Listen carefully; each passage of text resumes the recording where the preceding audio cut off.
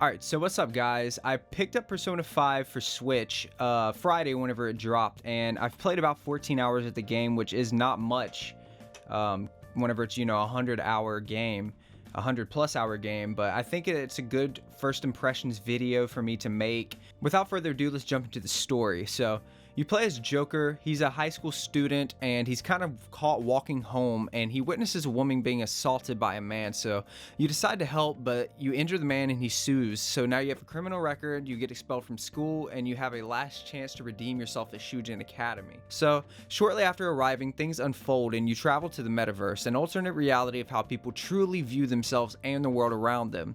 This is one of two places the game takes place: the real world, where you are expected to attend school, work, study, and form relationships. And then the metaverse, places referred to as palaces and castles, where you fight in like these dungeon type places to give people a change of heart.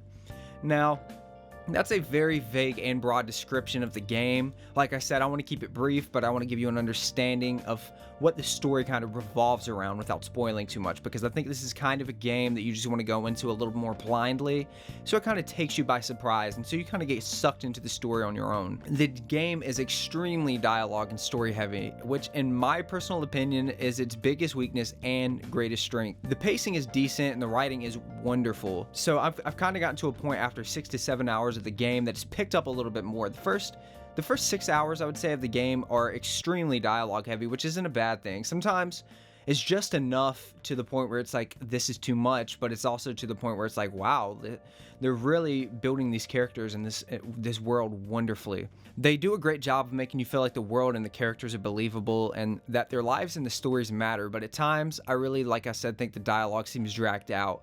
When it comes down to it though, the game is like a playable novel. I found myself like enjoying the game in bite-sized pieces, like watching an anime TV show, or maybe like if you read manga or something like that. I think it has a very intriguing story, and I just find myself throughout the day just kind of waiting to pick it back up and just see where the story's heading to next. But with that being said, you can pick this one up without playing any of the other Persona games. This is technically my first Persona game, but also not really. I played Persona 4 Golden on the PS Vita for like 4 or 5 hours, so I don't really think that counts. The game was great. Persona 4 was great. I just couldn't really get into it visually because, like I said, it's very story and dialogue heavy. So I've gotten to a part where there's a lot more fighting as far as going into the castles and dungeons. So it's turn-based. It's JRPG. It's turn-based. You get full control over your party members. You have different personas that you use. You have melee weapons, guns, and I really like the art style and the wackiness of the enemies that you fight and the variety of them. So the game doesn't take itself too seriously, but at the same time, it's got some very serious tones in the story and topics. So it's a good balance. It's a good balance of the game and stuff like that. Everything seems very natural. You can actually morph personas, and you can get personas from the enemies that you kill. So like if you spot an enemy's weakness or something like that, you can they'll go down and you can rush them and do like an all-out attack, which is where every party member does like a high damage to, a group of enemies. Or you can actually talk and interrogate these enemies, and that gives you an option to, get items from them, money, or talk your way into getting a persona with them if you're the right level. And once you get these different personas, you can morph them with other personas and make really cool ones. I'm sure the game's going to get even crazier with that. As far as right now, I'm really enjoying the game, and I just kind of wanted to give you impressions. I'm pretty excited about it.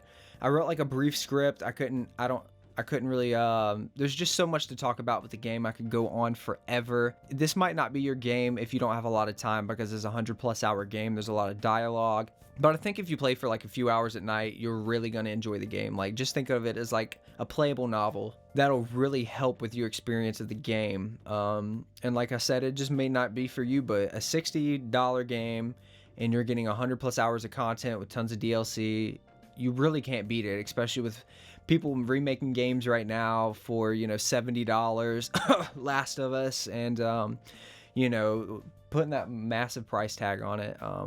You can't really beat this. I mean, I know this is a re-release and not even a remake, but I think it's well worth it to pick the game up, and I hope I didn't get too all over the place. I appreciate you guys for watching. Thank you.